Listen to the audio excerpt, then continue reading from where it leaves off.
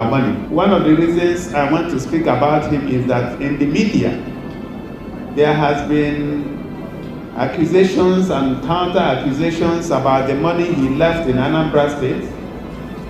And as a participant at that time in 2013-2014, I would like to again restate that Peter Obi actually left the money he said he left. And I had documented it in my back page article that I wrote some 2 years ago on the 8th of June 2020. I happened to be the CEO of Diamond Bank at that time, and he came to my office. He wanted to leave the money in cash, and we said no. We strategized and said we'll invest the money in EuroBonds.